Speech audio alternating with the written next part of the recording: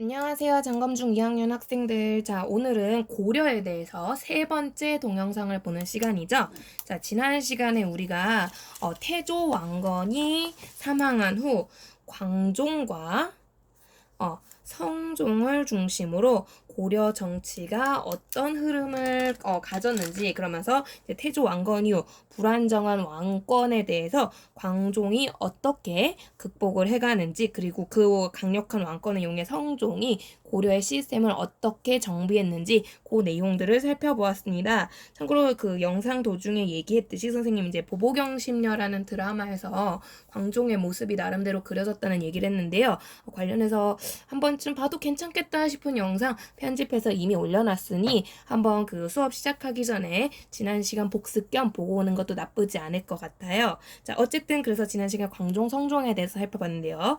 특히 우리 성종이란 이 사람, 이 성종 완성할 때 성자라고 했죠. 자, 이 사람이 최승로라는 신하의 시무 28조라고 불리는 이 글을 수용을 함으로써 고려의 시스템이 유교 중심으로 불교가 아닌 유교 중심으로 어느 정도 정착을 해가는 모습이 있었다라고 얘기했고요. 특히 성종이 왕권과 신권이 조화를 이루는 굉장히 나름 합리적이고 괜찮은 고려의 제도를 만들므로써 고려가 굉장히 안정적인 이제 모습을 보이게 됩니다. 그러면서 자연스럽게 통일신라 말부터 고려 초창기까지 대표 지배층이라고 할 수 있는 우리 지방 세력이었죠. 호족이라는 세력이 성종 전후를 기점으로 고려라는 나라 안에 흡수가 되면서 호족 중에서도 특히나 권력이 강했던, 세력이 강했던 그런 녀석들은 문벌귀족이라는 이름으로 문벌귀족, 그리고 좀 더 작고 약했던 조금 중소호족이라고 하죠. 좀 작은 세력들은 지방에 남아 향리라는 이름으로 나름대로 이제 관리로서 고려 안에 고려 안에 흡수되는 모습을 보이게 되었다라는 결론을 설명을 했습니다. 그러면 이제 고려가 문벌귀족과 향리 중심으로 이제 운영이 되기 시작하는데요. 자, 그렇지만 그리고 이 과정에서 이들이 이제 정착을 하고 흡수가 되는데 고려의 제도가 굉장히 큰 영향력을 미치게 됩니다. 그리고 지배층이 호족에서 문벌귀족으로 바뀌는 이 과정에서 고려는 유난히 다른 시대에 비해서 특히나 더 외부의 침입, 외란이라고 하죠.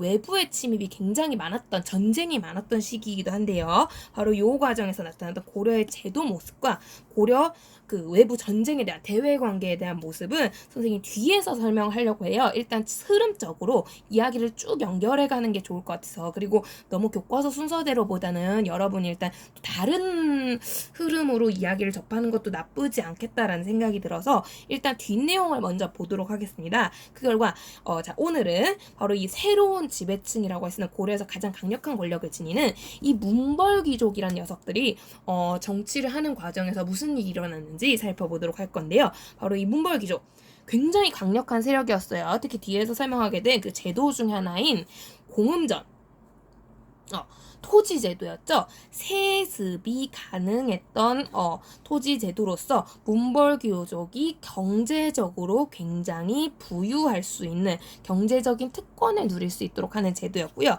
이어서 음서제.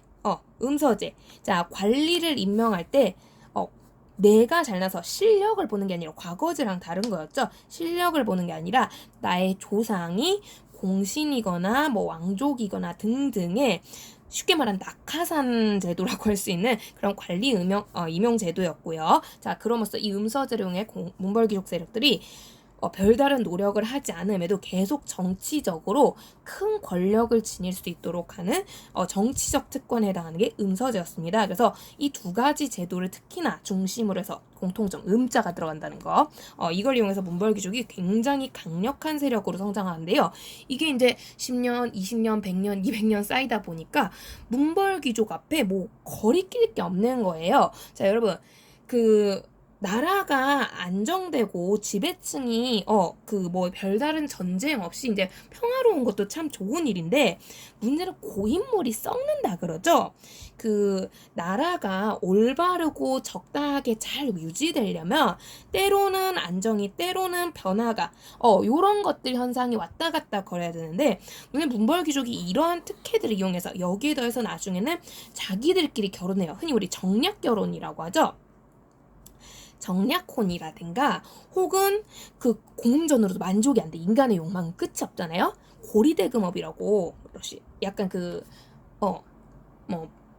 무슨 머니인 하는 그런 캐시론 하는 그러한 고리대, 고리, 높은 이자를 가지는 대출이란 얘기예요. 그래서 이런 방식들을 통해서 끊임없이 경제적으로 돈을 벌어들이고 그리고 자신의 권력을 강화하게 됩니다. 그러면서 이제 더 이상 견제 세력이 없어지니까 문벌귀족 다 지들끼리 해먹는 거죠. 결국에 이들이 변화를 원치 않아요. 계속 고여 있는 거예요. 좋게 말하면 안정인데, 이런 성격을 우리가 흔히 보수적인 성격이다라고 얘기를 해요. 이 보수 자체가 나쁜 건 아닌데요. 이게 안정됐다는 의미예요. 쉽게 얘기하면 안정됐는데, 아까도 말했지만 계속 너무 오랫동안 안정은 좋은 것만은 아니거든요. 사람이 때때로 변화, 개혁이라는 게 좀 필요할 때가 있는데, 문벌귀족이 개혁을 거부합니다. 왜냐하면 지금 시스템 자체가 자기들에게 너무 유리한 제도거든요. 그러니까 고려라는 사회가 변화가 안 생겨요. 그러면서 어느 순간부터 문벌귀족이 백성을 잘 살게 하는 방법, 왕하고 협력해서 나라를 잘 다스리는 방법, 이런 것들을 고민하는 게 아니라, 지배층이 어떻게 보면 노블리스 오블리주라고 하잖아요. 자신이 가진 특권만큼 약자들을 위해 베푸는 태도가 필요한데, 이게 아니라 얘네들이 지들끼리 더 잘 먹고 잘 살 방법, 내가 문벌귀족 중에서도 더 높은 벼슬에 오르는, 더 많은 권력을 지닐 수 있는 방법, 요런 것들만 연구를 하기 시작합니다. 즉, 이 보수적인 성격이 너무 지나쳤다. 항상 과유불급이라고 하잖아요. 너무 지나쳤다라는 거예요. 과유불급. 자, 그 결과 이 문벌귀족이 이제 잘 운영을 하다가 어느 순간부터 자기들끼리 흩어져서 싸우는 일이 생겨요. 그래서 문벌귀족 내부가 내가 더 권력 많이 가질 거야 하면서 흔들거리는 모습을 보이게 되고요. 자, 우리는 그걸 문벌귀족 사회가 동요하고 있다, 흔들리고 있다라고 얘기를 하게 되는데요. 자, 이 문벌귀족 사회가 흔들리고 있구나, 동요하고 있구나 라는 걸 보여주는 대표적인 두 사건, 오늘은 이자겸의 난과 묘청의 난이라는 사건에 대해서 좀 더 자세하게 알아보고자 합니다. 자, 이자겸의 난, 묘청의 난 시험 범위이기도 했는데요. 여러분 조금 시간 지났다고 까먹은 거 아니죠? 교과서 뒤져보시면요. 교과서 127쪽, 126쪽과 7쪽에 구체적으로 잘 잘 나타나 있는 사건인데요. 오늘은 이 사건을 중심으로, 고려가 드디어 어쩔 수가 없어, 이대로 가면 멸망하는 거야, 변화할 수밖에 없었던, 고려가 흔들릴 수밖에 없었던 이유, 이자겸의 난과 묘청의 난을 중심으로 오늘 확인을 해보도록 하겠습니다. 혹시 기억이 잘 안 나는 친구는 옆에 역사 1 교과서 126, 127쪽 펴보시면서 같이 공부를 하시면 좋을 것 같습니다. 자, 그러면서 여러분 두 사건 볼 건데요. 본격적으로. 자, 이 중에 먼저 일어났던 사건은, 그렇죠, 바로 이자겸의 난입니다. 자, 이자겸이란 사람, 고려는 문벌귀족 사회예요. 자, 이자겸은 역시 문벌귀족의 대표적인 인물 중에 하나였는데요. 참고로 여러분, 여기서 설명. 자, 문벌귀족이란 단어가 어떻게 나온 걸까요? 자, 예로부터 우리 사회 지배층은 대표적으로 귀족이라는 세력으로 구성이 되는데요. 자, 귀족이라는 것 자체가 내가 별다른 노력을 하지 않더라도 혈연적으로 뭔가 핏줄을 잘 타고 나서 끊임없이 권력을 가지고 있는 것, 특권을 가지고 있는 것, 요런 애들을 귀족이라고 해요. 그러니까 내가 공부할 필요도 없고, 돈 벌려고 직장을 구할 필요도 없고, 다 필요 없어. 그냥 내 아버지가 귀족이니까 나도 귀족이고, 그래서 내가 잘 먹고 잘 사는 거야. 내가 벼슬에도 계속 나갈 수 있는 거야. 이런 걸 귀족인데요. 그런데 이 귀족이 신라 시대 같은 경우는 귀족이 어떻게 만들어졌게요? 신라 같은 경우는 이 귀족을 규정짓는 제도가 있어요. 그게 우리가 수업 시간에 배웠던 골품제인데요. 이 골품제 안에서 서열이 이미 다 매겨져 있죠. 귀족들 중에 높은 애, 낮은 애 매겨져 있죠. 그 중에서도 제일 높은 귀족이 누구였게요? 귀족 중에서 넘사벽, 벼슬 가장 높이 올라가는 애들. 그쵸? 쥔골이란 애들이거든요. 그래서 신라는 진골이란 신분을 가져야 내가 진정한 의미의 귀족이다라고 해서 신라의 지배층을 흔히 진골 귀족이라고 불러요. 물론 여러분 육두품도 지배층이에요. 육두품도 지배층인데 상대적으로 가장 특권을 누렸던 가장 대표적인 애들이 얘네인 거야. 그래서 진골귀족이라고 표현하는데요. 자, 고려는 좀 다릅니다. 고려는 이제 골품제도란 제도가 없죠. 없고요. 과거제라는 제도를 이용해서 나름대로 내가 핏줄을 안 타고 나더라도 그래도 권력을 가질 수 있는 방법이 나름 존재는 해요. 존재해요. 그래서 이 쥔골귀족이란 표현을 쓸 수가 없어요. 그럼 고려는 어떤 애들이 귀족이 되고 권력을 가지느냐? 가만 보니까 결국에 이 과거로 설사 내가 등용을 했더라도 결과도 내가 계속 잘 먹고 잘 살고 벼슬 계속 오르려면 무슨 제도가 필요해? 아까도 얘기했지만 공음전과 음서제가 중요하거든요. 자, 그래서 이 공음전 음서제로 인해서 내가 특권을 가지게 되는 거예요. 그래서 이 혜택을 받을 수 있는 애들이 귀족이 되는 건데 이 공음전 음서제 물론 내가 공신 집안이거나 왕족 집안인 경우에 그런 것도 있지만 그게 아니라 혹은 5품 이상의 내가 관리일 때도 이 특혜를 받을 수 있다라는 거죠. 즉 내 가족 중에 누군가가 공신이건 왕족이건 5품 이상의 집안 어르신이 계셔야 되는 거야. 이해됩니까? 조상님이 계셔야 돼. 즉 내 조상님, 내가 소속된 가문이 이런 가문이냐 아니냐인 거야. 내가 왕족 가문, 공식 가문, 5품 이상의 벼슬이 많은 가문 이럴수록 권력이 많겠죠? 이 가문을 가리키는 조금 어려운 한자어가 문벌이라는 단어예요. 그래서 고려의 귀족들은 자기의 타고난 가문, 타고난 이것들에 따라서 권력을 물려받는다 해서 문벌 귀족인데요. 자, 이 문벌 귀족의 가장 대표적인 세력 중에 하나가 경원 이씨라는 가문이 되겠습니다. 아이고 잘렸네요. 경원 이씨, 이 경원 지역이 나중에 인주라고도 불리기 때문에 책에 따라서 인주 이씨라고도 불리게 되는데요. 자, 문벌 귀족 중에서도 단순히 그냥 5품 이상 땡 이게 아니라 유난히 권력이 셌다라는 거죠. 그러니까 일단 문벌 귀족이면 기본적으로 고문전 은서제의 특혜를 받는 거예요. 이 과정에서도 얘네가 특히나 권력이 더 다른 문벌 귀족에 비해서 셌던 이유 결혼을 잘했어요. 가장 권력이 빵빵한 집안이 높은 사람들과 혼인을 했거든요. 자, 고려 사회에서 귀족들을 뛰어넘을 만큼 높고 강력한 세력 누굴까요? 왕족인 거죠. 이 경원이 씨 가문은요. 이자연이라는 사람을 시작으로 왕실과의 혼인 관계를 꾸준히 시도를 했던 집안이 되겠고요. 자, 교과서 126쪽 요 표에 아주 잘 드러난다는 거죠. 그래서 이 문종 수업 시간에 이제 제대로 소개는 안 했지만 역시 성종 못지않게 고려의 제도를 발전시킨 유명한 임금이에요. 문종이라는 사람인데요. 자, 이 사람의 부인 이자연의 딸 돼 있죠. 그 밑에도 이자연의 딸. 무려 3명의 왕비가 이자연이라는 경원이 씨 가문의 여인인 거예요. 그러니까 왕의 장인으로서 이 사람은 상당한 권력을 지니게 되는 거죠. 우리 이런 세력을 보통 외척 세력, 외가 처가라고 해서 외척 세력을 많이 하는데요. 자, 여기 보시면 이 중에 요거 사람 이예태후라고 합니다. 태후, 왕의 어머니일 경우 받을 수 있는 호칭이에요.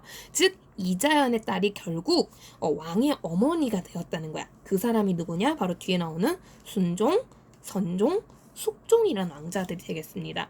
참고로 문종은요 아들들이 굉장히 많이 낳았던 걸로 알려져 있고요. 여기 지금 등장하지 않지만 나중에 이제 문화사에서 등장하게 될 의천이라는 고려시대 굉장히 유명한 스님도 이 문종의 아들이기도 해요. 그래서 굉장히 훌륭한 아들이 많은데요. 자, 이 과정에서 3명이나 왕이 되는 거죠. 그러면서 순종, 성종, 숙종인데요. 그래서 순종이 또 2호 역시 경원이 씨 집안의 딸입니다. 이자연의 아들이었을 거예요. 2호가. 그래서 이 사람이 또 결혼을 했고요. 근데 안타깝게도 아들이 없었어요. 그죠? 그래서 동생인 선종이 물려봤는데요. 이 선종이 또 이에 또 다른 경원이 씨 집안 여자랑 결혼하는 거죠. 이 둘 사이에 태어난 게 현종인데요. 나이가 굉장히 어렸을 때 즉위해서요. 실은 이 현종이 약간 조선시대 단종하고 비슷한 운명이에요. 숙부한테 제거돼서 왕위를 뺏기거든요. 바로 이 어린 현종을 제거하고 왕이 됐던 사람이 숙부 이숙종이라는 사람이고요. 이숙종은 그래서 상당히 왕권 강화 야심이 많았던, 여러분 관상이란 영화에서 나오는 수양대군 같은 이미지라고 보시면 되겠어요. 그래서 참고로 이숙종은 여러분 그 우리 수업 시간에 배웠던 여진정발했던 윤관을 발탁했던 인물이기도 하니까 상당히 무력적으로 좀 능력이 있었던 사람인 거죠. 그래서 이 숙종 때는요, 워낙 왕권이 강하다 보니까 문벌귀족들이 함부로 말을 못 붙여요. 그리고 이미 왕이 됐을 때 결혼한 여자도 있었고요. 그래서 이때는 이씨 집안이 아닌 다른 여자랑 결혼했는데요. 그렇다고 물러날 경우는 이씨 집안이 아닌 거죠. 이 숙종의 아들 예종 때 또 한 번 도전을 하게 되면서 문경태후 이자겸이 우리 주인공이자 사건의 주인공 이자겸의 딸이 예종과 혼인하게 되고요.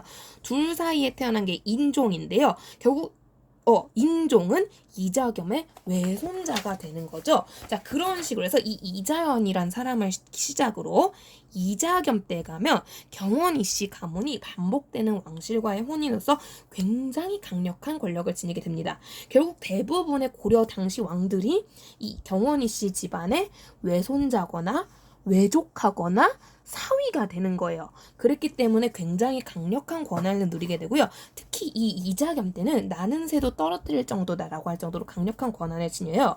그러다 보니까 예종이 사망한 후 실은 이 인종이 즉위할 때 상당히 어려움을 겪어요. 인종이 때 나이가 되게 어렸거든요. 그래서 주변 신하들이 인종이 만약 왕이 되면 이자겸 집안이 너무 세지니까, 그리고 인종이 실제 나이 너무 어려서 왕 노릇을 못할 거니까, 그래서 차라리 예종의 동생인 다른 왕자를 왕이 오르면 어떨까, 고려나 동생이 왕이 오르는 게 흔한 일이었기 때문에 어떨까 제안하는데요. 자, 그 세력을 이자겸이 다 제거를 하고요, 인종을 왕위에 올리게 됩니다. 결국 인종은 이자겸이 없었으면, 물론 자기 외손자니까 그런 노력을 했겠지만 없었으면 왕이 못 될 뻔한 그런 운명을 지녔던 사람이고요. 고맙잖아요. 그래서 자신의 외할아버지인 이자겸의 소원을 들어주게 되는데요. 그 소원이 무엇이냐? 인종, 마누라를 경원 이씨 집안에서 드려라 라는 거였어요. 그래서 인종이 이때 두 명의 부인을 맞이한데요. 이게 하필 또 이자겸의 딸입니다. 아까 표에 있었죠. 이자겸의 딸. 즉 인종은 이자겸이라는 외할아버지의 또 다른 딸, 즉 엄마의 여동생 언니들과 혼인한 거예요. 그것도 두 명이나. 이게 첫 번째 왕비, 두 번째 왕비였거든요. 즉 인종하고 무슨 관계입니까? 이모 관계인 거죠. 참고로 고려는 이런 식으로 혼인 과정에서 일종의 근친혼이라고 하죠. 굉장히 많습니다. 고려 역시도 핏줄을 지키기 위해서, 권력을 지키기 위해서. 신라 때도 마찬가지고요. 여러분 근친혼이요. 이렇게 볼 게 아니에요. 과거의 그 문화 중에 하나인 거니까. 참고로 근친혼은 세계사적으로 뒤져봐도 굉장히 많이 남아있던 문화죠. 이집트도 그랬고요. 이제 당장 생각나는 게 이집트밖에 없네. 그래서 어쨌든 굉장히 많았던 문화예요. 그래서 하고 지켜볼 건 아닌데, 여기서 포인트는 근친혼했어 이게 아니라 그만큼 이자겸이 예종이어서 인종까지 혼인하게 되면서 이자겸은 왕의 외할아버지, 한자로 외조부라고 하죠. 동시에 왕의 장인 타이틀을 거머쥔 데다가 인종이 왕으로 즉위한 데 가장 큰 공신으로서 굉장한 인종의 신임, 믿음을 얻게 됩니다. 그리고 아까도 말했지만 인종은 나이가 즉위 초 어렸어요. 어렸기 때문에 인종이 왕으로서 어려움을 겪을 때, 정책 결정이 어려울 때 누구에게 도움을 구하겠습니까? 당연히 이자겸에게 달려가는 거고요. 그러면서 이자겸의 권력이 굉장히 강화가 됩니다. 자, 이자겸의 권력, 경원 이씨 집안이 계속 이렇게 강화될수록 주변 문벌귀족들의 기분이 어떨까요? 그렇죠. 물론 어떤 문벌귀족 같은 경우에는 이럴 때 이자겸한테 잘 보여서 우리 집안도 잘 나가봐야겠다 라고 생각하는 애들도 있겠지만, 반대로 왜 쟤네만 잘 나가? 쟤네만 문벌귀족이야? 우리도 문벌귀족이야 하는 애들이 생기는 거고요. 그러면서 이런 애들이 인종에게 접근해서 어떻게든 이자겸하고 인종의 사이를 갈라놓으려고 애를 쓰게 돼요. 그리고 실제 인종도 즉위 초에는 어렸기 때문에 몰랐지만 크면 클수록, 나이를 먹으면 먹을수록, 어쨌든 이자겸이 나의 외할아버지이자 장인이고 나에게 가장 믿음직스러운 공신이지만 신하의 권력이 너무 강해졌구나. 어쨌든 우리는 왕과 신하의 관계인데 너무 강해졌구나 라는 걸 느끼게 돼요. 신하가 강해지면 강해질수록 왕은 약해질 수밖에 없어요. 특히 이제 나중에 후반부로 가면 진짜 이자겸이 거의 왕급으로 강해져요. 그러면서 인종이 굉장히 두려움을 느끼게 되고요. 그럴 때 마침 또 이자겸을 질투했던, 이자겸을 견제하고 싶었던 다른 몬골 귀족들이 인종에게 접근을 하게 되는 거죠. 결국 이런 세력들이 인종에게 가까운 측근이라고 하죠. 가장 가까운 애들. 측근 세력으로 성장하게 되는 거고요. 결국 이 인종은 측근 세력의 도움을 얻어 이자겸을 제거할 수밖에 없다고 생각을 합니다. 권력이 너무 세니까 이자겸을 몰아내지 않고는 자기 권한을 강화시킬 수가 없는 거예요. 그래서 이자겸을 몰아내려고 기회를 노리게 되는데요. 마침 이때 이자겸이 생일이었나? 어떤 아주 좋은 일이 생겨서 큰 파티를 여는 일이 생겼고요. 많은 손님들이 모이고 정신이 없는 그 상황인 거죠. 이걸 이용해서 인종 이제 측근 세력들과 이자겸을 제거하려고 하는데, 그래서 이자겸이 이제 많은 손님들을 모아요. 그 중에는 당시 고려 여진정벌 과정에서 큰 공으로 세력을 쌓았던 척준경이라는 무신도 있었고요. 그 외에도 당시 날고 긴다는 대표적인 몬골 귀족들이 와 하고 이제 참가를 하게 됩니다. 근데 이제 이 척준경이 개인적으로 이자겸하고 뭐 할 말이 있었나 봐요. 둘이 잠깐 같이 외출을 한 사이에 인종이 하필 타이밍 죽이죠. 이 타이밍에 이자겸을 공격을 하게 되고요. 자, 그 결과 결국 측근 세력이 당시 이제 이자겸 파티에 모였던 이자겸하고 가까운 애들 굉장히 대다수 제거를 하지만 안타깝게 정작 가장 주인공인 이자겸과 굉장히 가까웠던 무신 세력인 척준경은 제거하지 못하게 됩니다. 그리고 뒤늦게 이자겸이 이제 척준경과 함께 인종이 자신을 배신했다라는 소식을 듣게 되죠. 결과적으로 그래서 이자겸은 역시 척준경과 손을 잡고, 이 사람 무신이잖아요. 군사력이 엄청나거든요. 이 사람의 군사력을 이용해서 인종이 머물고 있는 궁궐을 급습을 하게 되고요. 결국 이유가 어찌 됐건 간에, 근데 여러분 이제 이 시대적 특성상 왕이 신하를 죽이는 건 죄가 아닌데 신하가 왕을 죽이는 건 죄예요. 그죠? 결국 이자겸이 왕에게 반기를 들었어요. 난이 일어난 거고, 역모죠. 결국 이 사건을 작은 의미의 이자겸의 난이라고 부르게 됩니다. 그러면서 이때 인종이 이자겸과 척준경에게 사로잡혀서, 그래서 뭐 왕이니까 죽이지 못하고, 이자겸 외손자겸 왕이잖아요, 사위잖아요. 그래서 인종을 자기 집에 감금을 시키게 되고요. 그래서 왕이 뭐 아프다, 너무 그 경험이 부족하다, 뭐 등등의 핑계를 대면서 자신이 대신해서 정치를 맡아보게 됩니다. 그리고 이 이자겸을 몰락시키려고 한다던가 이자겸에게 저항하는 세력이 있으면 바로 이 척준경의 도움을 받아 척준경의 군사력을 이용해서 가차없이 제거를 해요. 결국엔 당시 이자겸의 권력을 무너뜨릴 수 있는 존재는 왕조차도 불가능했다. 굉장히 강력했다라는 걸 볼 수 있고요. 진짜 무시무시했던 거죠. 그렇기 때문에 이 당시 세력을 키웠던 여진, 금나라가 고려에게 야 사대관계 맺을래? 라고 어떻게 보면 고려 입장에선 굉장히 건방지다고 할 수 있는 요구를 하러 찾아오게 되는데요. 이때 왕이 맞이하지 않아요. 이자겸이 맞이하면서 그래 사대관계 맺자, 얘가 결정하거든요. 굉장히 그만큼 왕을 대신할 만큼 강력했다라는 얘기예요. 그러면서 이자겸이 떵떵거리는데 인종이 난감한 거죠. 내가 명색이 왕인데 할아버지 쌀 창고에 막 갇혀있고 감금 생활하고 뭐 하는 짓거리야. 왕이 궁궐에서 이놈하면서 막 있어야 되는데, 그죠? 굉장히 권위가 떨어지는, 자존심 상하는 일이 되는데, 근데 이 하늘이 고려 왕실을 버리지 않았나 봐요. 인종에게 절호의 찬스가 와요. 실은 인종이 그 뒤에도 보복을 하려고 했는데 매번 실패하는 이유가 이자겸을 지키는 사람이 있어. 누구겠어요? 강력한 군사력. 척준경이거든요.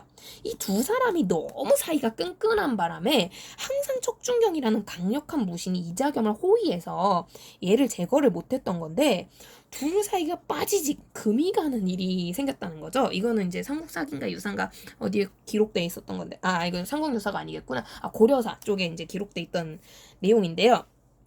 근데 이자겸하고 척준경이 이제 눈에 뵈는 게 없는 거죠. 그러면서 둘이 사이가 끈끈하니까 얘네들 집에 머물고 있던 노비들끼리도 사이가 끈끈해요. 어디 보면 개경 최고의 노비들인 거죠. 가장 세력이 센 노비들인데, 그러니까 이 노비들이 어디 보면 이제 신분상 가장 천대받는 세력임에도 불구하고 주인의 이름을 내세요. 내가 이자겸 노비야. 너희 대들면 내가 우리 이자겸 어르신한테 이른다. 내 척준경 노비야. 이러면서 막 배를 내밀고 댕기면서 주변 백성들을 괴롭히는 일이 되게 많았대요. 둘이 손잡고 룰루랄라 눌러댕기면서. 그러면서 이제 그날도 마찬가지로 이 노비들이 우리 어르신이 이거 보면 좋아했고 그래서 백성들이 가지고 있던 뭐 쌀이라든가 소라든가 뭐 요런 것도 이제 약탈해가지고는 수레에 싣고 돌아오는 길이었는데 이 과정에서 이제 서로 조금 이제 잘난 척을 하고 싶었나 봐요. 노비 한 놈이 아마 이자겸의 노비였던 걸로 기억해요. 이자겸의 노비가 역시 우리 주인님이 얼마나 강력하시면 우리 주인님이야말로 이자겸의 노비가 우리 주인님이 최고 권력자시기 때문에 백성들이 이렇게 꼼짝 못하는 거야. 아, 역시 우리 주인님은 대단해 하고 막 중얼중얼 거리기 시작해요. 그러면서 역시 우리 주인님이 최고야. 이자겸의 노비가 외친 거예요. 이자겸집 노비가. 그래서 우리 주인님이 최고야 하고 외치는데 이걸 바로 옆에서 들었던 척중격집 노비가 야 입은 비뚤어져도 말은 바로 해야지. 진짜 최고는 우리 주인님이지. 니네 주인도 결국엔 우리 주인님이 지켜주기 때문에 권력 누리는 거 아니야. 니 함부로 나대지 마. 진짜 최고는 우리 주인님이야.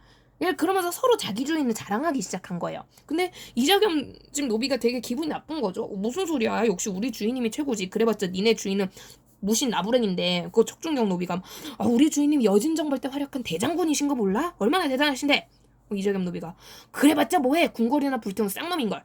뭐? 우리 주인님이 쌍놈이면 니네 주인은 쓰레기야. 뭐 이러면서 막 그런 식으로 뭔가 자랑으로 시작했던 이 사소한 갈등이 패싸움으로 변하게 됩니다. 그래서 이자겸집 노비랑 척중경 노비가 막 주먹질을 막 두두두두 하고 주고받게 되는데요. 그래서 막 상처투성이가 된 채 각자 집으로 돌아온 거죠. 각자 집으로 돌아와서 주인님 하고 이제 일러 바치는 거예요. 이자겸집 노비가 이자겸에게 주인님 제가요 척중경집 노비가요. 그래서 막 일러 바치는 거야. 그래서 자기가 잘못한 건 쏙 빼고 자기가 그랬던 건 쏙 빼고 척중경집 노비가요 주인님 보고 막 쓰레기래요. 나쁜 놈이래요. 그래서 이렇게 일러 바치는 거야. 그래서 제가 괘씸해서 척중경 노비를 패줬어요. 이자겸이 그래? 하면서 뭐 그럴 수 있지 하면서도 찝찝해. 아니 어떻게 노비 따위가 감히 나에게 막 쓰레기 이런 발언을 할 수 있지? 대체 평상시에 척중경이 나한테 뭐라고 하는 거지? 불신이 생기는 거죠.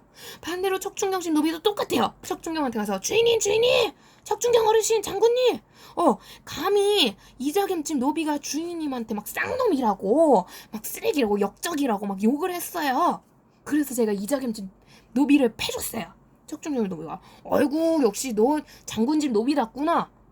근데 노비가 나에게 그런 얘기를 했다고? 하면서 이자겸에 대한 불신이 들기 시작해요. 그러면서 서로 둘 사이가 슬슬 갈라지는 거고요. 이 상황을 눈치챘던 인종이 척중경을 찾아가. 결국 이자겸이 무서웠던 이유는 척중경 때문이잖아요. 척중경을 찾아가 그래 하면서 척중경과 이자겸 사이를 이간질하기 시작합니다.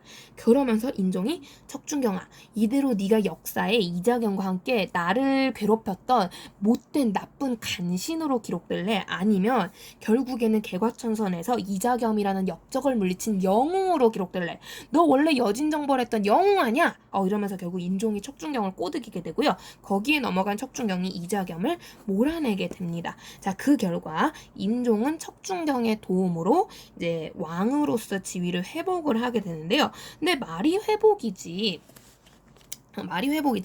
실제로 인종은 그러면서 이 이자겸의 권력을 무너뜨리는데 별다른 활약을 못하죠. 그냥 혼자 말로 이간질한 게 다란 말이에요. 왕으로서 뭔가 위험 있는 행동을 못했어요.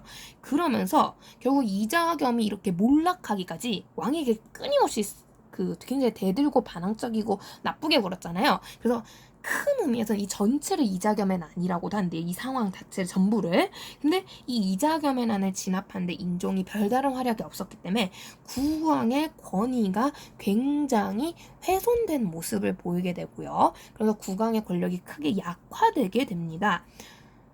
백성들이 진짜 왕을 가지고 뭐라고 얘기하겠어요. 앞에서야 전하 이러면서 이러겠지만 뒤에 가면은 저 찌질이 혼자 권력도 못 찾고 할아버지한테 꼼짝도 못하고 결국 이자겸이 쓰신 것도 지 때문 아니야? 그래서 이런 얘기를 주고받을 거란 말이죠. 그러면서 굉장히 권위가 떨어져요.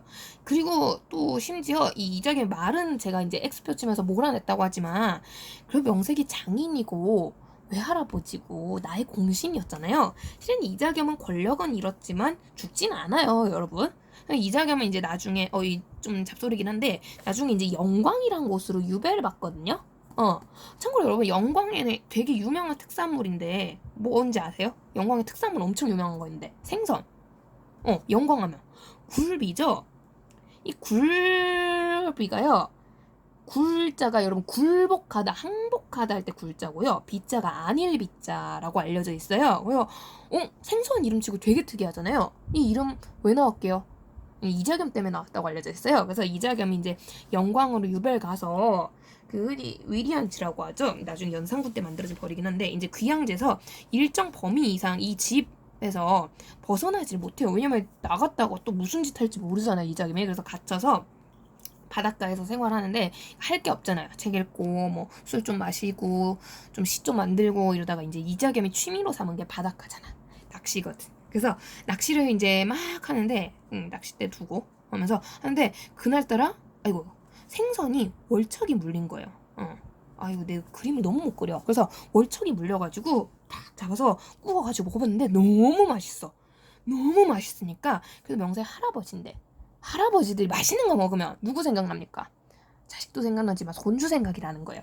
아이고 우리 외손자가 굉장히 맛있어 하겠구나. 아니 얘 생선 우리 외손자한테 보내주면 참 좋겠는데 외손자가 누구예요? 인종이잖아요. 그래서 인종한테 생선 선물을 보내게 되는데 이제 자기가 낚시질을 막 해가지고 이 생선을 포장해서 보내는데 보내는 과정에서 오해를 살까 두려운 거야. 이제 주변 다른 문벌기족들이 아이고 이자겸이 저렇게 뇌물 바쳐가지고 인종한테 권력 되찾으려고 하나 보다. 권력 되찾아서 다시 반란 일으키려고 하나 보다. 오해를 사기가 좀 두려운 거야. 그래서 이자겸이 편지를 써서 손자야 생선이 너무 맛있어서 너에게 보내는데 이 생선이 내가 처음 보는 생선이라 이름이 없을 것 같아. 이름을 지어보내. 그러면서 굴비라는 이름을 지어보낸 거야. 굴비, 내가 비록 너에게 이 생선을 선물하지만 내가 너에게 굴복한 것은 아니야. 너에게 막 권력 되찾아달라고 이거 보내는 거 아니야 라는 의미에서 그렇게 지어 보냈다고 해요. 재밌는 얘기죠. 그래서 이 얘기에 나왔다시피 이자겸은 죽은 건 아니에요. 권력만 잃었을 뿐. 그냥 그런 거 봐서도 근데 또 한편으로 백성들이 또 그랬을 수도 있죠.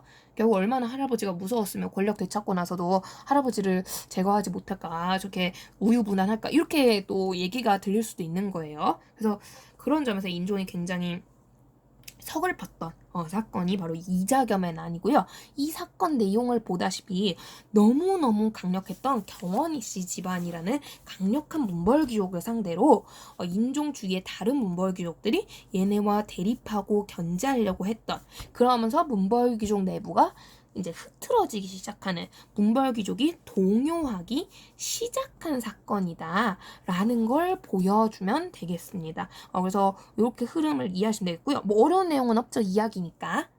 그러면서 결국에는 인종의 입장에서는 이러한 문벌귀족 동요라는 흔들리는 모습을 좀 제대로 붙잡아서 사회를 안정시키면서도 가장 중요한 거 국왕의 권위 떨어진 권위와 떨어진 왕권을 다시 회복하고 강화시키는 걸 굉장히 중요하게 여기게 됩니다. 자, 그런데 인종 여기에서 어려움을 겪어요.